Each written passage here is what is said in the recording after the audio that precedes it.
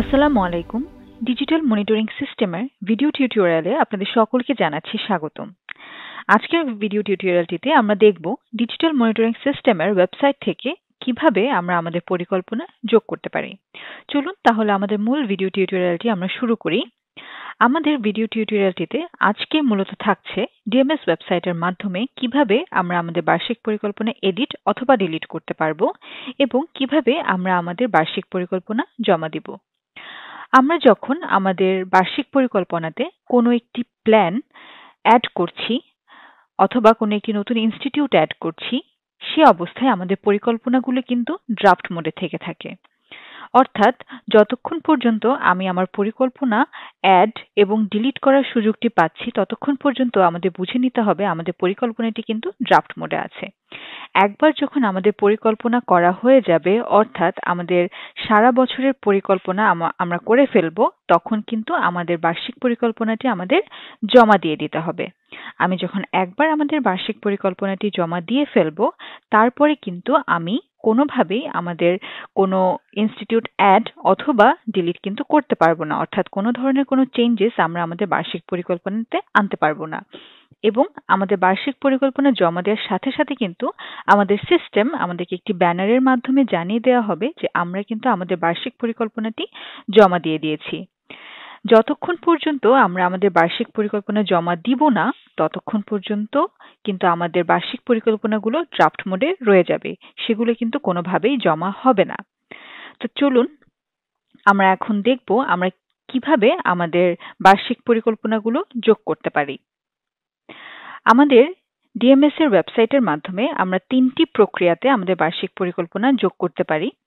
এক, পরিকল্পনা ক্যালেন্ডারের মাধ্যমে আমরা আমাদের বার্ষিক পরিকল্পনা যোগ করতে পারি। পরিকল্পনা তালিকার মাধ্যমে আমরা আমাদের বার্ষিক পরিকল্পনা যোগ করতে পারি এবং প্রতিষ্ঠান ভিত্তিক অবস্থানের মাধ্যমে আমরা আমাদের বার্ষিক পরিকল্পনা যোগ অথবা ডিলিট করতে পারি। 3টি প্রক্রিয়াতে আমরা আমাদের বার্ষিক পরিকল্পনাগুলো যোগ করতে পারি এবং আমরা আমাদের বিভিন্ন বিদ্যালয় সিলেক্ট করে আমাদের পরিকল্পনাটি আমরা আমাদের প্ল্যান ক্যালেন্ডারে অ্যাড করতে পারি।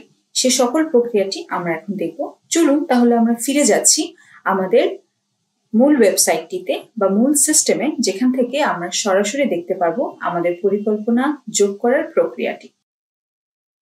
আমরা আমাদের মূল সিস্টেমে লগ ইন করে চলে এসেছি।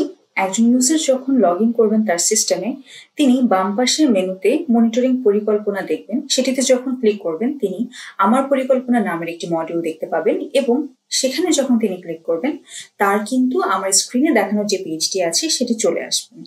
একজন মনিটরিং অফিসার যখন তার স্ক্রিনটিতে আসছেন, তিনি সর্বপ্রথমে মনিটরিং পরিকল্পনা জমা দেওয়ার যে সময়সীমাটি আছে সেটি দেখতে পারবেন এবং সেই অনুযায়ী তিনি কিন্তু তার পরিকল্পনাটি জমা দিতে পারবেন। এরপরে আমরা যদি আসি, এখানে একটু দেখতে পাচ্ছি আমরা জানুয়ারি 2025 থেকে ডিসেম্বর 2025 পর্যন্ত মোট পরিকল্পনা করেছেন 25টি। অর্থাৎ আমরা কিন্তু আমাদের সারা বছরের পরিকল্পনার যে কাউন্টটি আছে সেটি আমরা এখানে দেখতে পারবো। আমরা যদি আমাদের ক্যালেন্ডারটিতে ফিরে আসি, আমরা দেখতে পাচ্ছি আমাদের বর্তমান সালের চলমান যে মাসটি আছে সেটি দেখাচ্ছে এবং এই মাসে বিভিন্ন রঙের ক্যালেন্ডারের বিভিন্ন ডেট রং করা আছে। এই রংগুলোর অর্থ যদি আমি সংক্ষেপে বলে যাই, গ্রিন কালার অর্থাৎ সবুজ রঙের যে বক্সটি আছে এটি মানে হলো আমাদের যদি কোনো পরিকল্পনা এই দিনে থেকে থাকে এবং আমরা সেই দিন অনুযায়ী যদি আমাদের মনিটরিং ভিজিটটি আমরা কমপ্লিট করে থাকি, তাহলে কিন্তু আমাদের সেই দিনটি সবুজ রঙের রং করা থাকবে।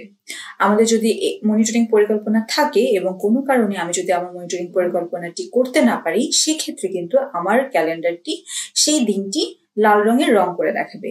এবং আমাদের যে হলুদ রংটি দেখতে পাচ্ছি, আমাদের বর্তমান দিনের অথবা আজকের দিনের ডেটটি সবসময় ক্যালেন্ডারে আমাদেরকে হলুদ রঙে রং করে দেখানো হবে। ক্যালেন্ডার থেকে একটু নিচে আসলে আমরা দেখতে পাচ্ছি সরকারি ছুটির একটি তালিকা, যেখানে আমার চলমান মাসে যদি কোনো সরকারি ছুটি থেকে থাকে সেই সরকারি ছুটির সম্পূর্ণ তালিকাটি আমরা ক্যালেন্ডারের নিচে আসলে দেখতে পাবো।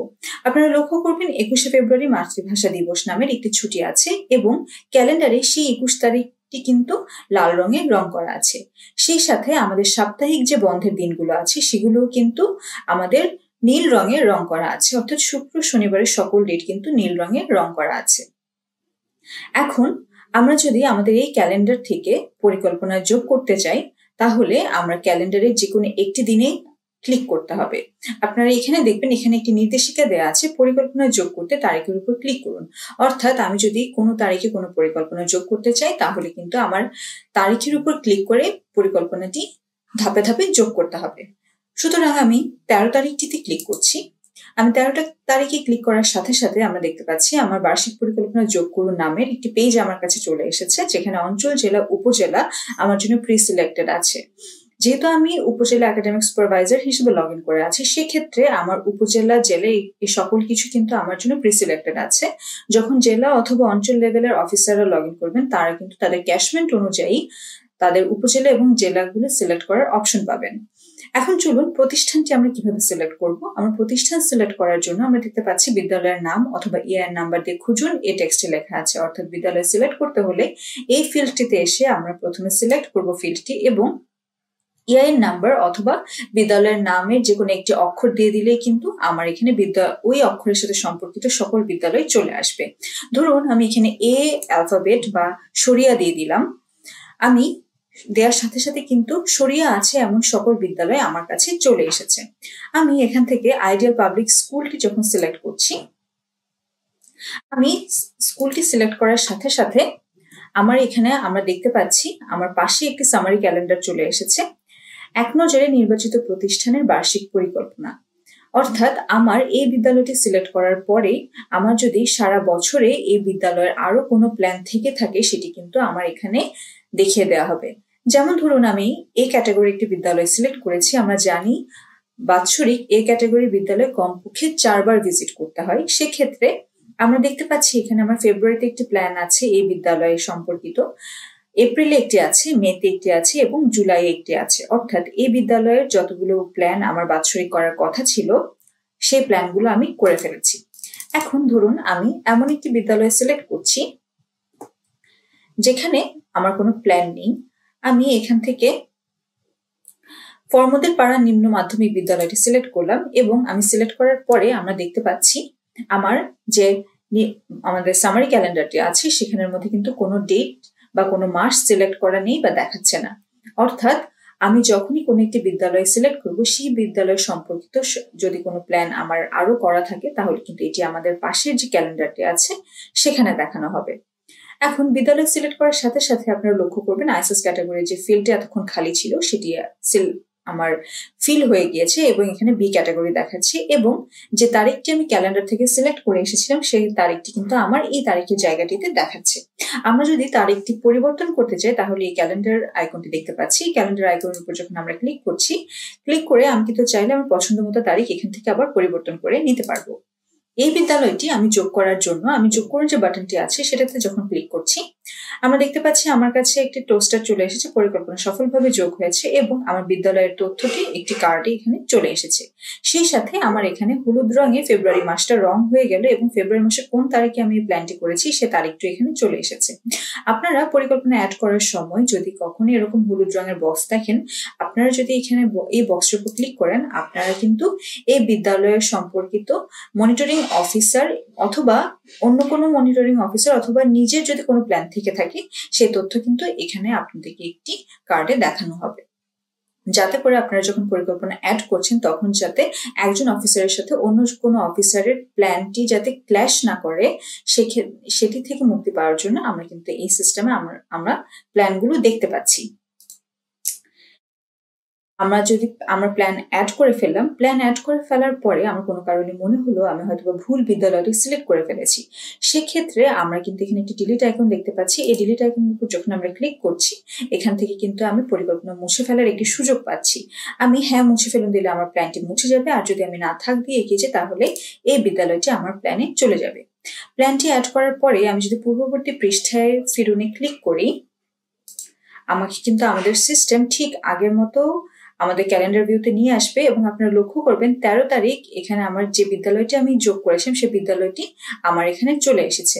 ঠিক সেম ভাবে আমরা কিন্তু চাইলে আরো অন্যান্য প্ল্যান অথবা আমি মাস চেঞ্জ করে আরো অন্যান্য মাসে বিভিন্ন প্ল্যান কিন্তু আমরা এভাবে অ্যাড করতে পারবো। এটি ছিল আমাদের পরিকল্পনা ক্যালেন্ডার থেকে আমরা কিভাবে আমাদের প্ল্যানগুলো অ্যাড করব সে বিষয়ক ভিডিও। আশা করি আপনারা বুঝতে পেরেছেন।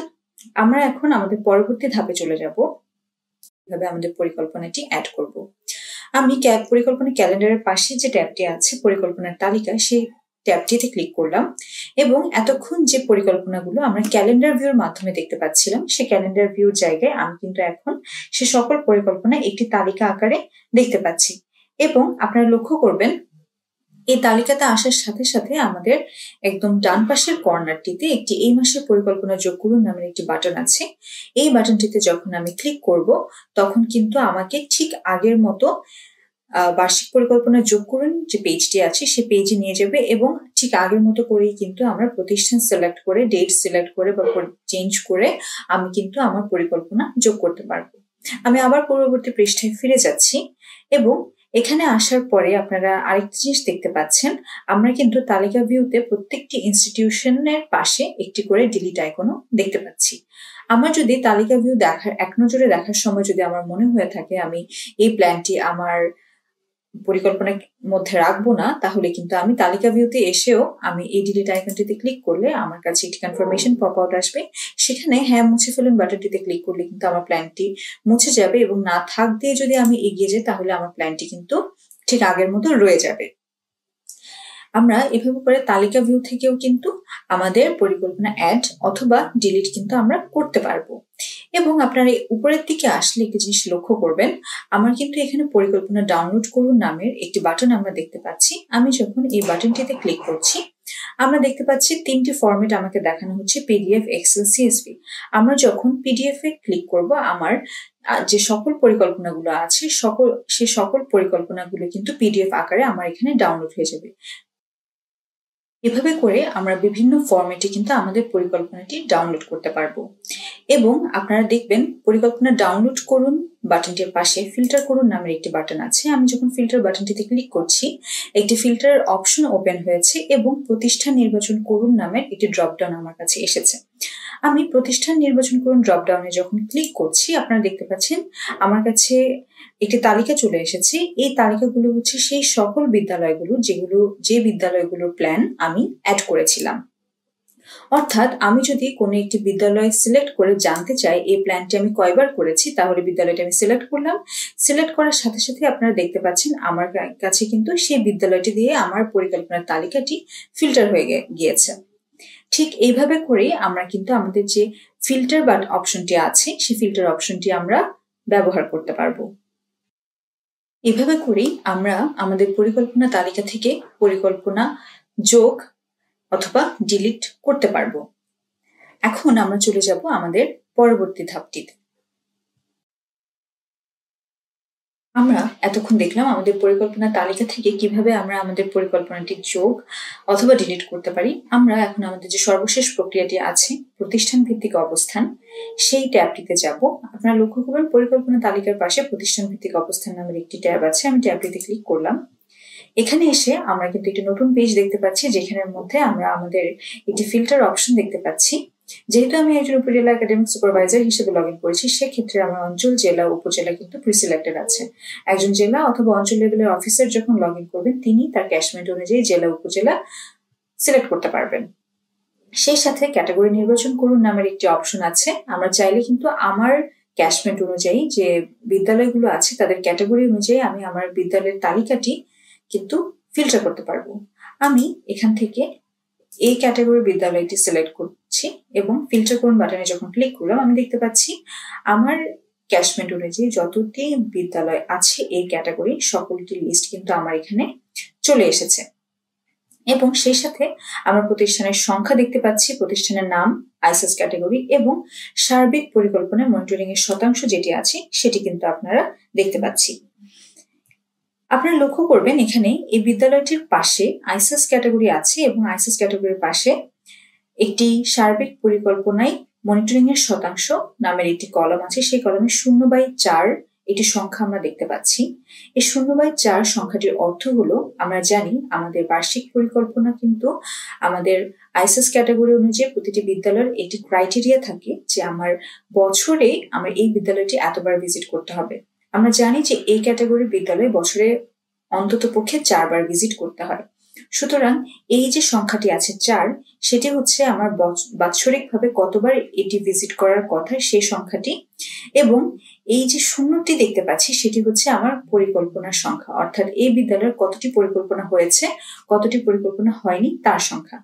আমরা একটু নিচে গেলে আপনারা লক্ষ্য করবেন আমাদের এখানে আমরা দেখতে পাচ্ছি 1/4, অর্থাৎ আমার এই বিদ্যালয়টি 4টি পরিকল্পনা করার কথা, তার মধ্যে আমার একটি পরিকল্পনা হয়েছে। সুতরাং যেই বিদ্যালয়গুলোর পরিকল্পনা হয়নি সেগুলোর ক্ষেত্রে 0 দেখানো হচ্ছে, আর যেগুলোর একটি হয়েছে সেটি কিন্তু 1টি দেখাচ্ছে। আর একটু নিচে আসলে দেখবেন যে এই বিদ্যালয়টি কিন্তু 2টো ভিজিট করার প্ল্যান করা হয়েছে, এবং যার জন্য এখানে যে আমরা বারটি দেখতে পাচ্ছি সেটি কিন্তু 50% ফিল আপ হয়ে গিয়েছে। এখন আসুন আমরা পরিকল্পনা কিভাবে যোগ করব সেটি দেখি। এখানের মধ্যে প্রতিটি বিদ্যালয়ের পাশে আপনারা দেখতে পাচ্ছেন পরিকল্পনা যোগ করুনের একটি বাটন আছে। আমরা যখন এই বিদ্যালয়টি ধরে পরিকল্পনা যোগ করুন বাটনটিতে ক্লিক করছি, ঠিক আগের মতোই আমাকে কিন্তু পরিকল্পনা যোগ করার পেজে নিয়ে যাচ্ছে।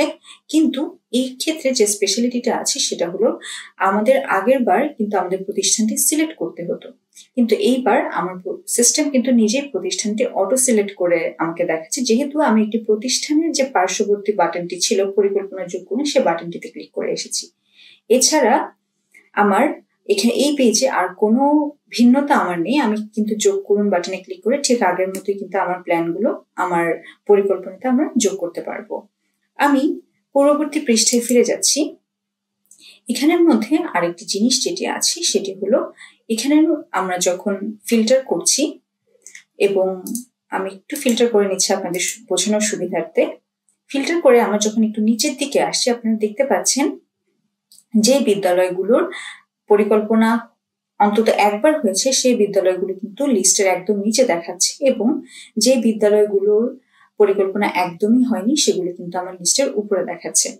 আপনারা যখন আপনাদের বার্ষিক পরিকল্পনাটি তৈরি করেন, আপনারা যদি চান আপনারা নিজেদের মধ্যে একটি ইন্টারনাল মিটিং করতে পারেন, যেখানে আপনারা এই পেজে এসে দেখতে পারবেন কোন বিদ্যালয়গুলো পরিকল্পনা হয়েছে, কোন বিদ্যালয়গুলোর পরিকল্পনা সম্পূর্ণ বাকি আছে, বা কোন বিদ্যালয়গুলো পরিকল্পনা আংশিকভাবে এখনো বাকি আছে, সে সকল তথ্য। এবং সে সকল তথ্য দেখে আপনারা কিন্তু আপনাদের বার্ষিক পরিকল্পনাটি আরো সুন্দরভাবে সাজিয়ে নিতে পারবেন। এবং আমাদের কোনো বিদ্যালয়ে যদি বার্ষিক পরিকল্পনা অনুযায়ী ক্রাইটেরিয়া যদি মিট হয়ে যায়, অর্থাৎ ধরে নিলাম এই ক্যাটাগরির বিদ্যালয়ে আমার 4বার ভিজিট করতে হবে এবং আমার 4বার ভিজিটের যে প্ল্যানটি সেটিও আমার কমপ্লিট হয়ে গিয়েছে, তাহলে আমার সেই বিদ্যালয়টি কিন্তু এই যে লিস্টে আমরা দেখতে পাচ্ছি সেই লিস্টেতে কিন্তু আর থাকবে না। সুতরাং আমরা এই লিস্টটিতে শুধুমাত্র আংশিক পরিকল্পনা হয়েছে এবং কোনো পরিকল্পনা হয়নি শুধুমাত্র সেই বিদ্যালয়গুলোকেই কিন্তু আমরা এখানে দেখতে পারবো। এভাবে করেই আমরা আমাদের 3টি প্রক্রিয়াতে আমরা কিন্তু আমাদের পরিকল্পনাগুলো আমাদের বার্ষিক যে পরিকল্পনাটি আছে সেটির মধ্যে অ্যাড করতে পারি। আমি পরিকল্পনা ক্যালেন্ডারের মাধ্যমে অ্যাড করতে পারবো, পরিকল্পনা তালিকার মাধ্যমে অ্যাড করতে পারবো, এবং প্রতিষ্ঠান ভিত্তিক অবস্থানের মাধ্যমেও কিন্তু আমরা অ্যাড করতে পারবো। চলুন আমরা এখন আমাদের ভিডিও টিউটোরিয়ালে পরবর্তী ধাপে মুভ করব, অর্থাৎ আমরা এখন দেখব বার্ষিক পরিকল্পনা আমরা কিভাবে জমা দিব। আমি ভিডিওর শুরুতেই আমি বলেছিলাম যে আমরা যখন পরিকল্পনা অ্যাড করছি বা আমরা যখন পরিকল্পনা গুলোকে বিভিন্ন ধাপে সাজাচ্ছি, যতক্ষণ না পর্যন্ত আমি বার্ষিক পরিকল্পনাটি জমা দিচ্ছি আমার প্ল্যানগুলো কিন্তু ড্রাফট মোডে রয়ে যাচ্ছে। অর্থাৎ এই যে বিদ্যালয়গুলো আমার ক্যালেন্ডারে দেখতে পাচ্ছেন এই সকল বিদ্যালয়গুলো কিন্তু আমার পরিকল্পনাতে অ্যাড করা আছে, কিন্তু তারা কিন্তু এখনো ড্রাফট মোডে আছে। এখন চলুন বার্ষিক পরিকল্পনা জমা আমরা কিভাবে দেব। আপনারা লক্ষ্য করবেন পরিকল্পনা ক্যালেন্ডার, পরিকল্পনা তালিকা এবং প্রতিষ্ঠান ভিত্তিক অবস্থান সব ক্ষেত্রে কিন্তু বার্ষিক পরিকল্পনা জমা দিন নামের এই বাটনটি আমরা দেখতে পাচ্ছি।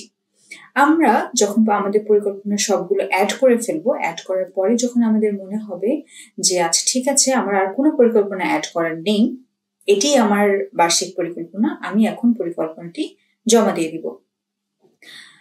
আমি পরিকল্পনা জমা দেওয়ার জন্য বার্ষিক পরিকল্পনা জমা দিন বাটনটিতে যখন ক্লিক করেছি আমার কাছে একটি কনফার্মেশন পপ আউট আছে। আপনারা অবশ্যই এই কনফার্মেশন পপ আউটটি একবার করে পড়ে নেবেন, যেখানে বলা হচ্ছে বার্ষিক পরিকল্পনা জমা দিচ্ছেন।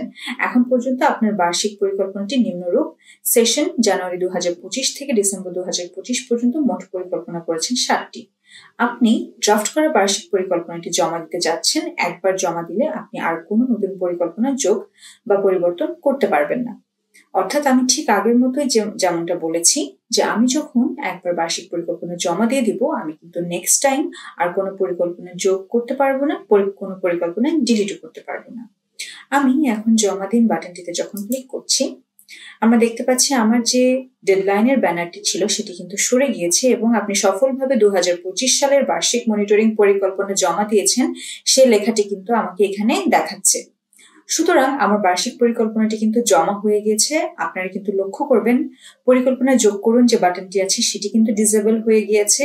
পরিকল্পনার তালিকা থেকে আমরা যে ডিলিটের আইকন দেখতে পাচ্ছিলাম সেটি কিন্তু ডিসেবল হয়ে গেছে বা ডিসঅ্যাপিয়ার হয়ে গিয়েছে।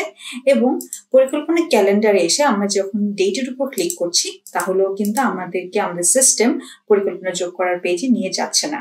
অর্থাৎ আমার বার্ষিক পরিকল্পনাটি সফলভাবে জমা হয়ে গিয়েছে এবং একবার জমা দেওয়ার পরে আমরা কখনোই আর কোনো পরিকল্পনা যোগ বা বিয়োগ করতে পারবো না। সুতরাং এই ছিল আমাদের আজকের আমার পরিকল্পনা যে মডেলটি আছে সেটি। এতক্ষণ সাথে থাকার জন্য আপনাদেরকে জানাচ্ছি অসংখ্য ধন্যবাদ। আশা করছি আপনাদের সকল প্রশ্নের উত্তর আমরা আমাদের এই ভিডিও টিউটোরিয়ালটির মাধ্যমে দিতে পেরেছি। ধন্যবাদ। আসসালামু আলাইকুম।